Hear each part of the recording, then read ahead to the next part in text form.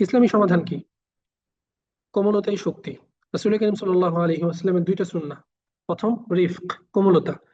আল্লাহ, এটা কিন্তু হাদিস, আল্লাহ কোমল, তিনি কোমলতাকে পছন্দ করেন। আনাস রাদিয়াল্লাহু আনহু 10 বছর খেদমত করেছেন রাসূল করিম সাল্লাল্লাহু আলাইহি ওয়াসাল্লাম। রাসূল সাল্লাল্লাহু আলাইহি ওয়াসাল্লাম একবারও তাকে ধমক দেন নাই। আপনি চিন্তা করেন, রাসূল করিম সাল্লাল্লাহু আলাইহি ওয়াসাল্লাম যখন মদিনায় যান, তখন আনাস রাদিয়াল্লাহু আনহুর বয়স খুব কম, 10-12 বছর। ওই বয়সে আনাস রাদিয়াল্লাহু আনহুর বাবা তাকে রাসূলের খাদেম হিসেবে আহ, অনুরোধ করেছেন, রাসূল গ্রহণ করেছেন। তো রাসূল করিম সাল্লাল্লাহু আলাইহি ওয়াসাল্লামের টানা 10 বছর খেদমত করার সাআদাত, সৌভাগ্য লাভ করেছিলেন আনাস রাদিয়াল্লাহু আনহু। এই আনাস রাদিয়াল্লাহু আনহুর হাদিস, বিখ্যাত হাদিস এটা, যে আমি রাসূল করিম সাল্লাল্লাহু আলাইহি ওয়াসাল্লামের 10 বছর খেদমত করেছি, রাসূল একবারও আমাকে ধমক দেন নাই। এবার বোঝেন, আনাস রাদিয়াল্লাহু আনহু তো খাদেম ছিলেন। খাদেম বেশি আপন না সন্তান বেশি আপন? চিন্তা করেন। এই সন্তানকে আমরা ধমক দিয়ে দিয়ে একদম ভরিয়ে ফেলি। আচ্ছা, আনাস রাদিয়াল্লাহু আনহুর বয়স যখন 10-12 বছর, তিনি রাসূল করিম সাল্লাল্লাহু আলাইহি ওয়াসাল্লামের খেদমত করতে গিয়ে কোনো ভুল করেন নাই? কি মনে হয় আপনার? 10 বছর 12 বছর বয়সী একটা সন্তান, সে খেদমত করার সময় সবকিছু শিখে এরপরে খেদমত করতে গিয়েছিলেন? অবশ্যই ওনার অনেক ভুল হয়েছে, খুব স্বাভাবিক, ছোট মানুষ হিসেবে ভুল হওয়াটাই তো স্বাভাবিক। কিন্তু এখানে শেখার ব্যাপার হচ্ছে, রাসূল তাকে কখনো ধমক দেন নাই, কখনো ধমক দেন নাই।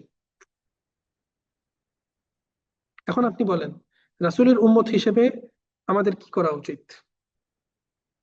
2 নাম্বার, রাগ নিয়ন্ত্রণ। প্রকৃত বীর সেই যে রাগের সময় নিজেকে নিয়ন্ত্রণ করে।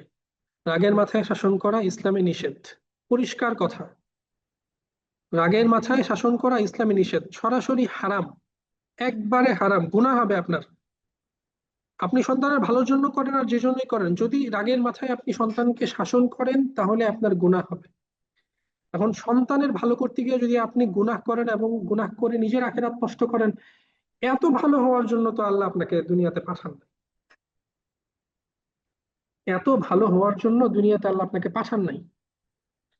এত বেশি দায়িত্বশীল করে আল্লাহ আপনাকে পাঠান নাই যে নিজের আখিরাতকে নষ্ট করে সন্তানকে ভালো করতে হবে। ইসলামে যেটা নিষেধ সেটা নিষেধ। এখন আপনাকে কি করতে হবে, আমাকে কি করতে হবে? আমাকে রাগ নিয়ন্ত্রণ করতে হবে, আউযু বিল্লাহি মিনাশ শাইতানির রাজিম পড়তে হবে, ওযু করতে হবে, যে জায়গায় রাগটা তৈরি হচ্ছে সেই জায়গা ছাড়তে হবে। শারীরিক শাস্তি হলো সর্বশেষ উপায়, তাও 10 বছরের নিচে না, এবং আঘাত করা যাবে না। দেখেন, বয়স যখন তার 10 অথবা এর নিচে, তখন তাকে কোনোভাবেই আঘাত, মানে শারীরিক শাস্তি দেওয়া যাবে না। আর 10-এর বেশি যখন হবে, তখন তাকে শাস্তি দেওয়া যাবে, কিন্তু আঘাত করা যাবে না। এবার আমরা আমাদের জায়গা থেকে চিন্তা করি যে সন্তানকে যে আমরা শাস্তি দেই, সেই শাস্তিটা রাগের মাধ্যমে হয়, আমাদের সুবিধার জন্য হয়, না সন্তানের সুবিধার জন্য হয়? সেটা তার বয়স হিসেবে কি ঠিক আছে? শরীয়তের দৃষ্টিতে ঠিক আছে? এটার ফলাফল যেটা হওয়ার কথা ছিল, ভালো খারাপ, সেটার জন্য কি আমি রেডি? এই প্রশ্নগুলো আপনি নিজে করতে পারেন নিজেকে।